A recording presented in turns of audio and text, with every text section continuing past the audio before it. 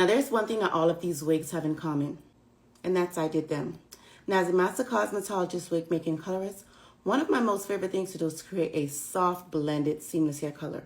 So welcome to Blending Basics, a colorist guide.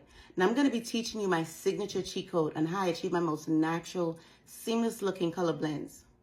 And I'm going to show you why it's so important to use the right tools and products, and then how you too can achieve creamy, beautiful, seamless blondes like this. So now the first thing's up, right? So I'm going to be using my Perfect Lift, our FORVR Monae Perfect Lift hair lightener and developer. Now remember, the mixing ratio for using the FORVR Lift hair lightener and developer, the mixing ratio is going to be 1:1. And then whatever hair lightener and developer that you're using, always make sure that you're using the correct mixing ratio, because that's either going to honestly make or break your lift. So for this formula, I've already went ahead and measured out 6 scoops of hair lightener. So now I'm going to go ahead and measure out 6 scoops of developer in the bowl to maintain the correct mixing ratio. Because again, the mixing ratio is 1:1. If I use 1 scoop of hair lightener, then that means I need to use 1 scoop of developer. And so you always want to make sure that you follow the instruction manual, whether it's going to be the ratio is 2:1, 1:1. Just always make sure you follow that to maintain an even and consistent color. Now, this is what the canvas originally looked like. Now, remember how blonde that hair was at the very beginning? So this is what it was originally, what a 1B. And so before you go ahead and you start any hair coloring service, right, you always want to make sure that you section the hair. Like, it is so important to section the hair because you always want to work from the beginning to the end. And so that very back section, I'm just going to go ahead and braid that out because I'm going to color that at the very end. So I'm going to do like some mocha brown on this at the very end because, again, my main focus is going to be the very front of the hair. I want to add that beautiful blonde that you guys saw. So first things first, I'm going to start with that front part. Now, all of my colors that you've ever seen me do, I always use this teasing comb. When I tell you, like, this is literally the secret weapon to achieving like the most seamless colors, whether you're doing blondes, browns, or even highlights too. Always incorporate a good teasing comb like this. It's going to avoid any sort of line of demarcation in the hair coloring process. So next up is going to be the paddle board. Now, the great thing about the paddle board is going to allow you to properly and evenly saturate the hair. And then more importantly, too, is cut that hair coloring time in half. Like, instead of trying to struggle, trying to saturate, having to use your hand, and you know that you guys, that can take hours on end. So the paddle board is going to allow you to, one, evenly place the hair lightener on the hair, whether that be from roots down towards the end. And then the way that I like to go ahead and I like to apply the hair lightener is mid-shaft, which means the middle of the hair, and then down towards the end. And sometimes I may apply it to the middle, and then I go up towards the root. But notice I always feather it because, again, one thing we want to avoid is having those harsh lines of demarcation where you can see the separation between the lighter hair and then the darker hair. You don't want to use that, so that's why you want to use that teasing comb, and then again that paddle board, because it's going to properly let you saturate the hair.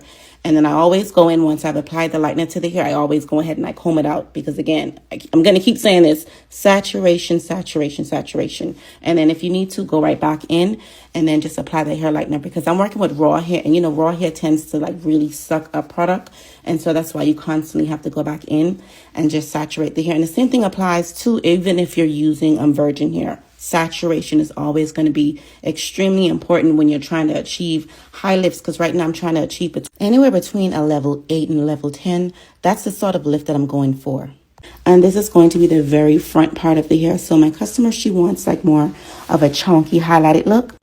And so that's why I'm weaving out thicker section, is because she wanted that. And again, notice right there, I went ahead and I back comb it simply because we want to go ahead and make sure that there's no lines of demarcation. And so when you back comb it, that's what's going to help avoid you having any sort of lines of demarcation inside the hair. And again, you always want to make sure that you properly saturate the hair. Like, that's going to be key in achieving like a high lift. And I'm just going to go over the very front again and apply my sheets. Now I'm moving on to the side of the wig.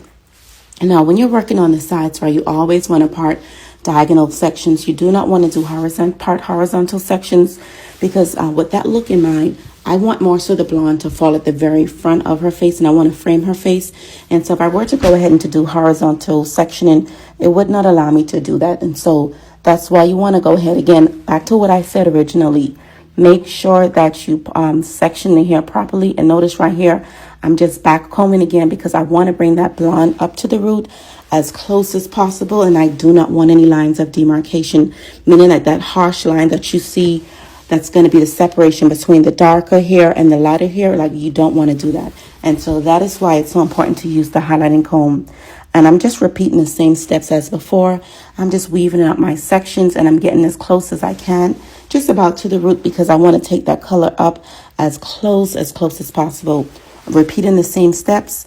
I'm using my Express It paddle board, and keep in mind, all of these products and tools, you can grab them from my site, FORVR Monae. And I'm just, again, applying the lightener to the hair.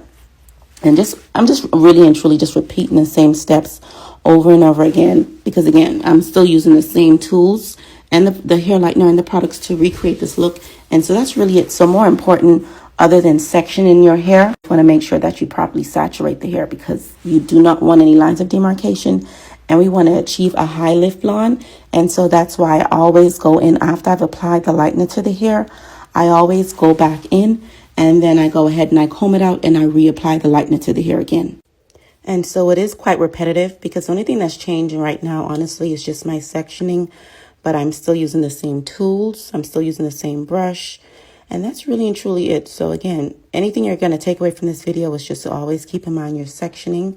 And one thing I love about the Perfect Lift sheets is that you're able to see your lift. Like, I could already see the very money piece. You see it's already lifting already, and we're not even done just yet. And so that's one great thing about it, is that you're able to achieve 30% more lift than you would before. And then again, these sheets are completely reusable.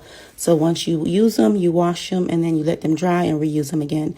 And another key takeaway I want you guys to know too, always make sure that you double check your sections. Like, notice right here, I'm just going back in and just reapplying the lightener, and the integrity of the hair is still quite strong.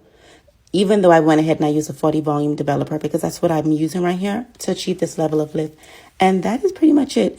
So now what I'm going to do is I'm going to remove all of the sheets, and then I'm just going to go ahead and comb the lightener into the rest of the hair. So I'm going to comb out the whole thing, because I want those darker pieces to get lighter. And so one of the tricks and the things that I like to do is either sometimes I'll apply a toner or all over to the hair, or either I'll just go ahead and comb the lightened hair.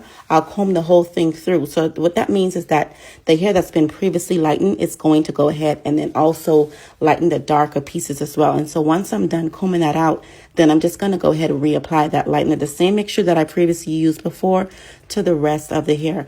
Now, remember that very back portion. Now it's time to add the lightener to the very back side, but I didn't get any footage of this one.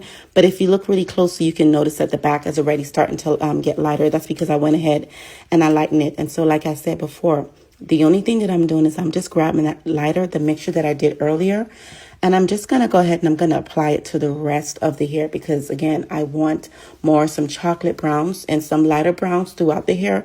So an easy way for me to do that is just to go ahead and create, just apply like an open air application. So open air, meaning that I'm not using the hair sheets this time. I'm just going to allow it to openly, process. And so I'm just going to go ahead again, comb that all the way through. And then this is that mocha brown toner that I applied at the very bottom section of the hair. Now, because I went ahead and previously lightened the hair, the brown was able to deposit so nicely. And then I did go back in and I did lighten the very front of the hair, because I wanted her money piece to be really, really light. And it wasn't as light as I wanted it to be. And a pro tip, if you previously color the hair right and you want it to get lighter, all you need to do is just go ahead and you dry it. And then you go ahead and apply the lightener, because sometimes trying to do it on damp hair, if you don't want the hair to get lighter, it's not going to do the job. And this is the finished look. And the only thing that I did to tone is I just used my purple toning shampoo, actually my FORVR Monae purple toning shampoo and conditioner, and that's it. But just look at all those levels of blondes and browns. Like, I really wanted a multi-dimensional color. And notice, because I used that teasing comb, there is no lines of demarcation.